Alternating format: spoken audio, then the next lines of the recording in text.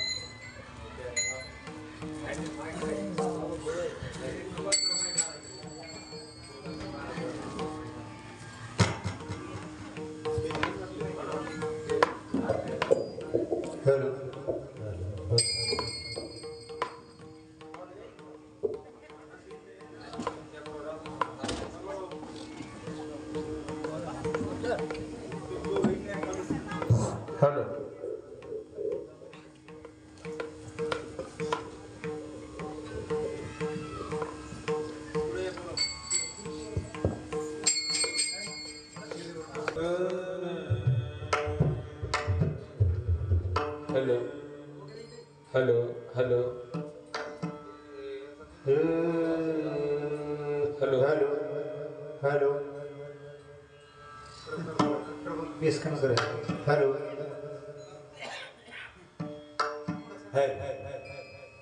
Hello याचा base कमी झाला जास्त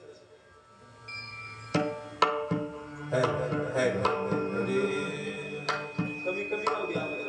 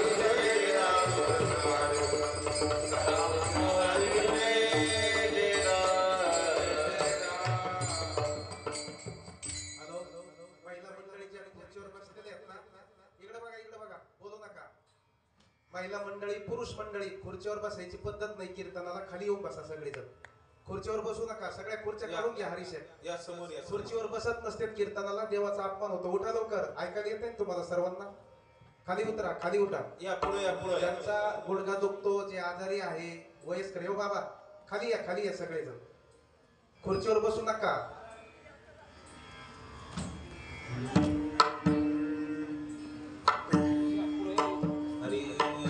खाली येऊन बसा खुर्च्या मागं घ्या मफलर वाले इकडे या पुढे या खुर्च्या उचला द्या पुढे येऊन बसा कीर्तनाला ती पद्धत नसते ती हा एखाद्या दुखायला साईडला बसायचं गुडघे दुखत असले तर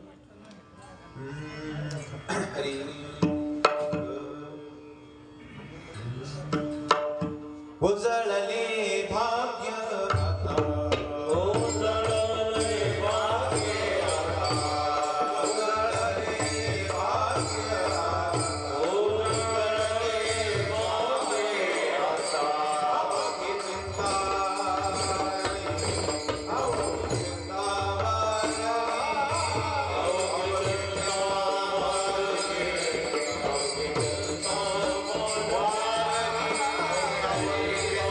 Hare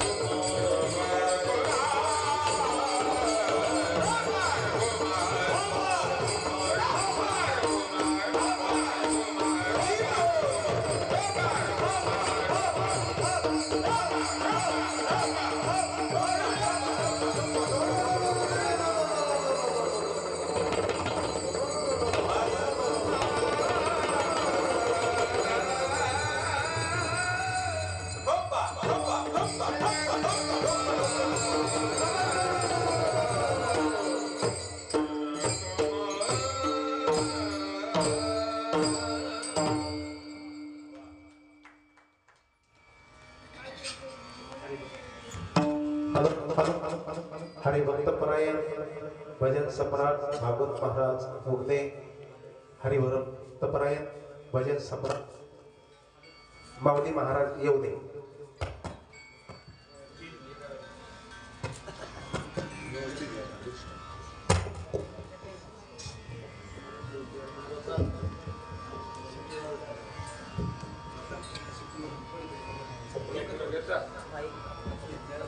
हॅलो हॅलो मॉनिटर लावा त्याचा.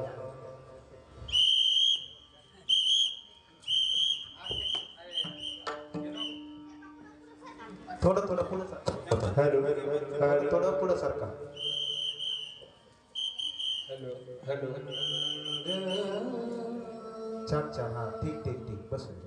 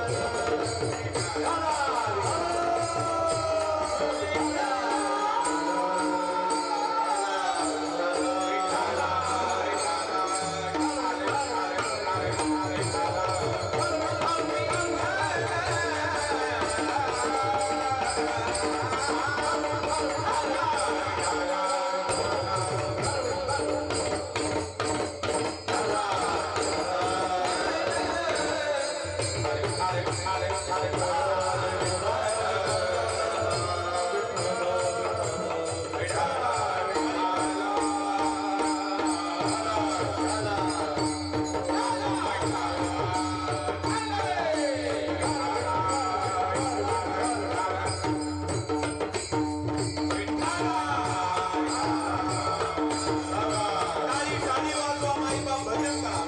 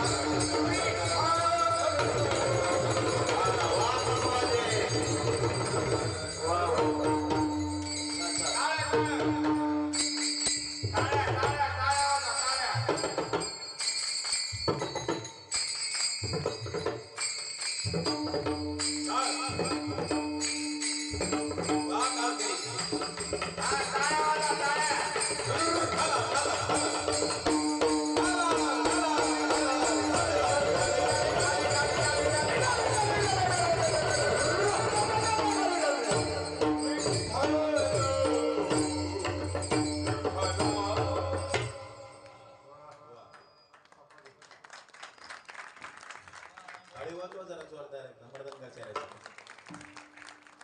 वा.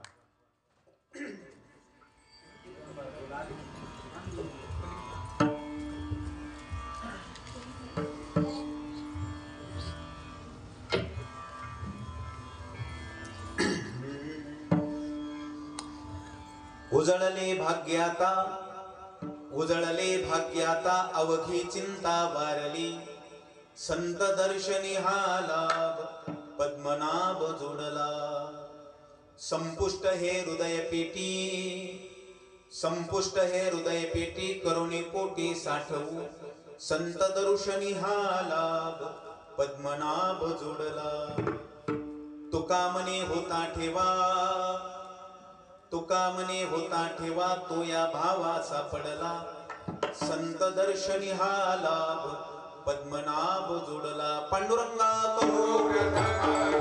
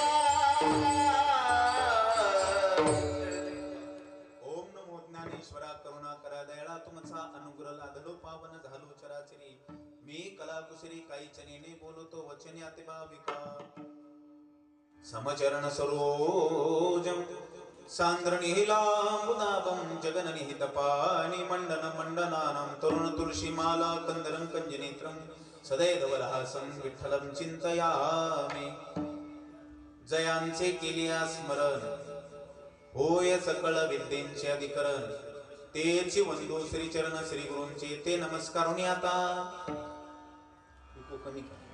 ज्यांचे गावी केला वास त्याचे नसावे उदास काय माझी वाणी मानेल संतासी रंजो चित्तास्य फुले मस्तक हे पायावरी या वारकरी संतांच्या शरण शरण हानो म्हणता शरण शरण हानो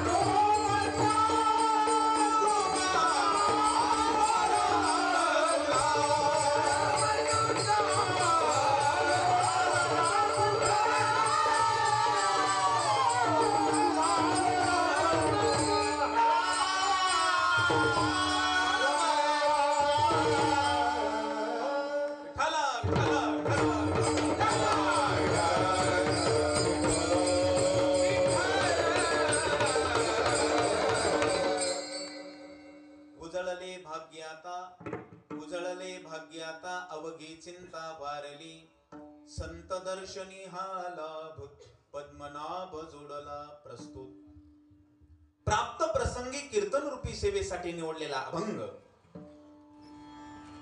देहूचे सुप्रसिद्ध साधू संत श्रेष्ठ श्री जगद्गुरु तुकोबराय यांचा 4 चरणाचा आणि सर्वांच्या परिचित अभंग सेवेसाठी निवडलेला आहे. विठाला विठाला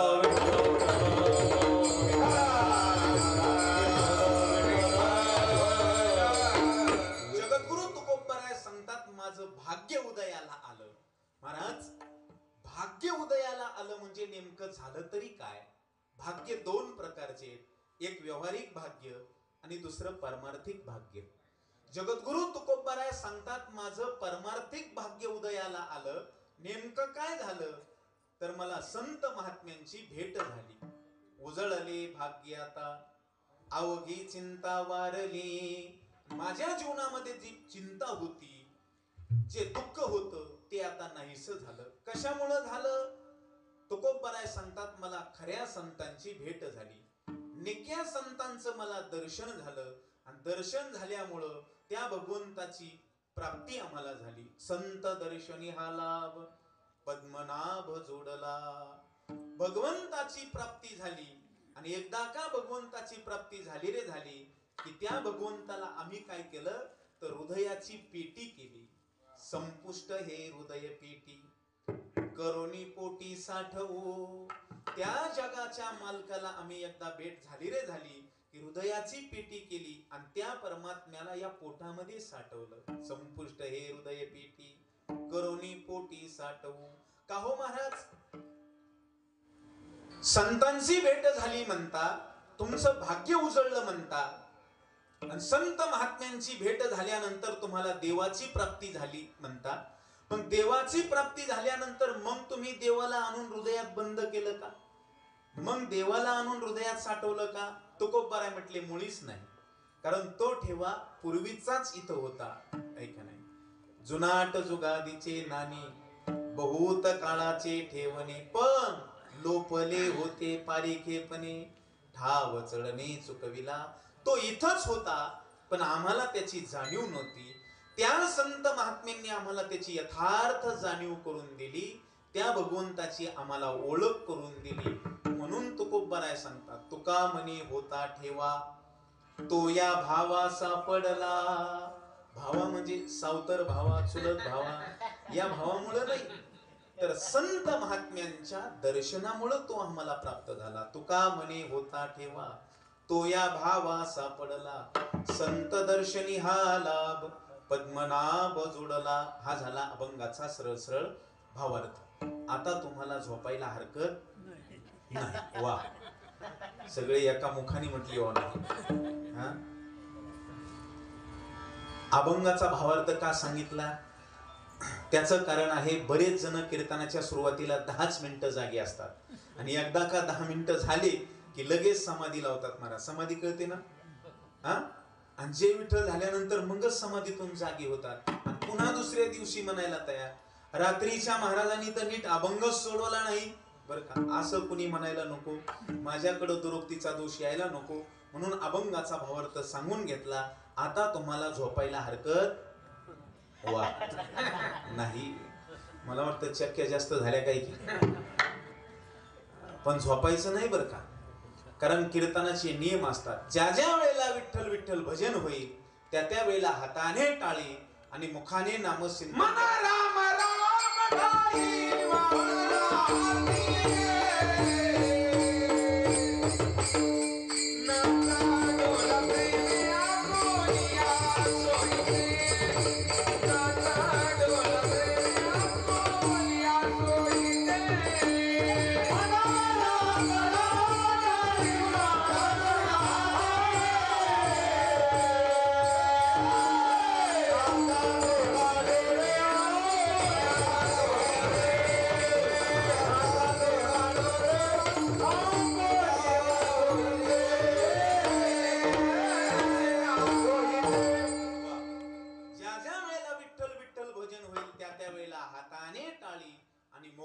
राम चिंतन करायचं काम तुमचं. विठ्ठल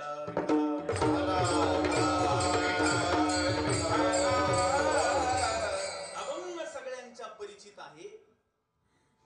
या अभंगाद्वारे जगद्गुरु तुकोबाराय आपला परमार्थिक अनुभव जगाच्या समोर प्रतिपादन करतात.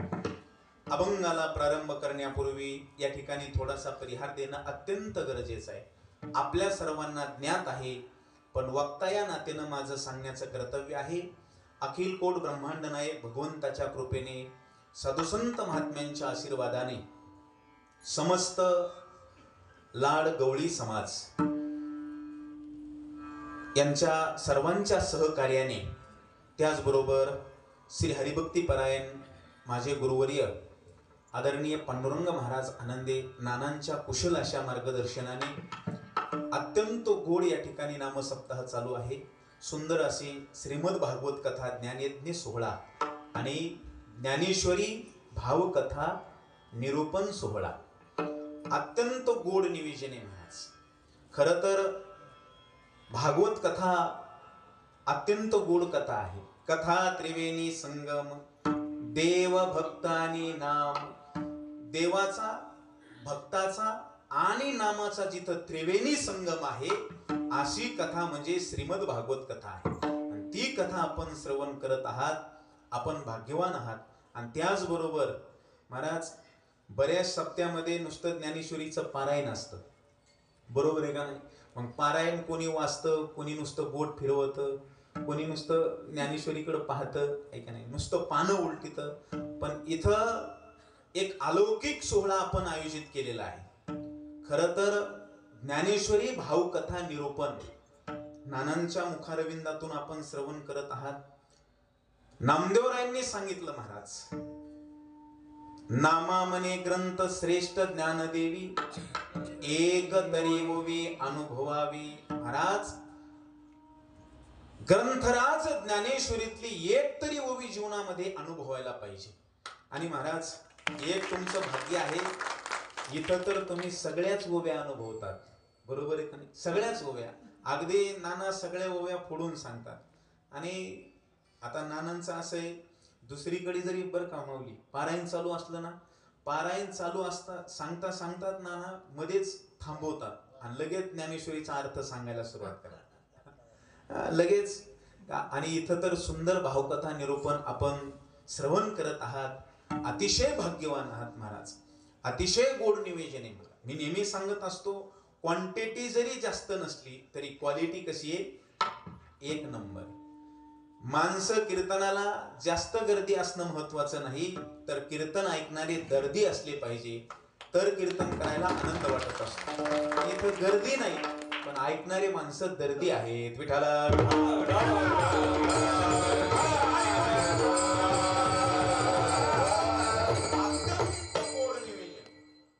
अत्यंत सुंदर नियोजन. आणि महाराज, इथं साथीसाठी महाराष्ट्रातील सुप्रसिद्ध असे गायनाचार्य या ठिकाणी उपस्थित आहेत.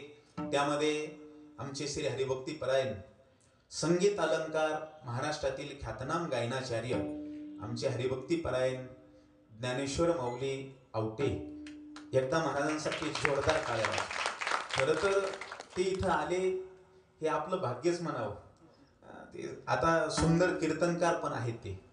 आणि म्हणून तुम्हाला आता एक परिचय द्यायचा म्हणजे, खरं तर दादा बळीराम दादा इथं आलेले नसतील नाही का कधी?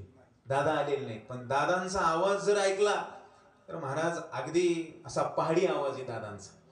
आणि श्रेष्ठ संत भीमसिंग महाराजांचे ते कृपापात्र शिष्य आहेत असे बळीराम दादा आवटे. आणि दादांचे चिरंजीव आमचे हरिभक्ती परायण माऊली महाराज या ठिकाणी उपस्थित आहेत. खरं तर आपलं भाग्य आहे. त्याचबरोबर आमचे हरिभक्ती परायण इंद्रजित अण्णाही या ठिकाणी उपस्थित आहेत. त्याच एकदा जोरदार टाळ्या वाजवा त्यांच्यासाठी.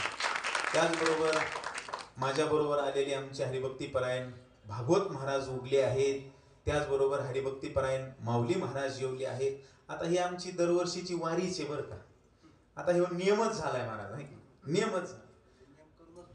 नेम करूनच पुढे जायचं. हा सोहळा उरकून माऊलींच्या सोहळ्याला जायचं, हा आता आमचा नियमच झालेला आहे. विठाला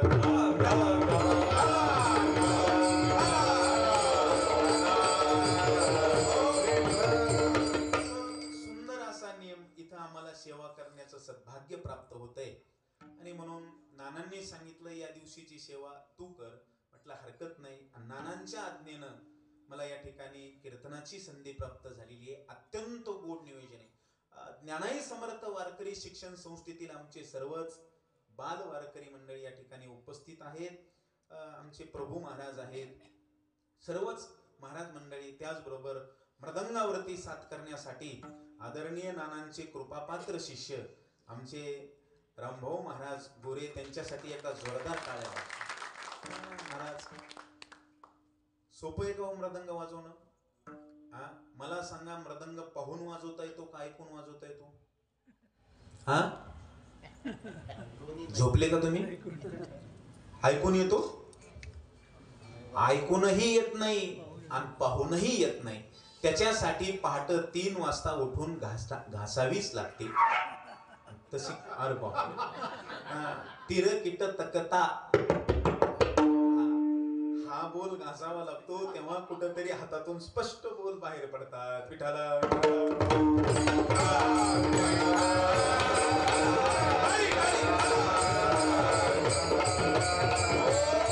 अत्यंत गोड निवेदन आहे. मृदंगाचार्य अत्यंत तरबेज आहेत, गायनाचार्य तरबेज आहेत महाराज. इथं कसलीच कमतरता नाही.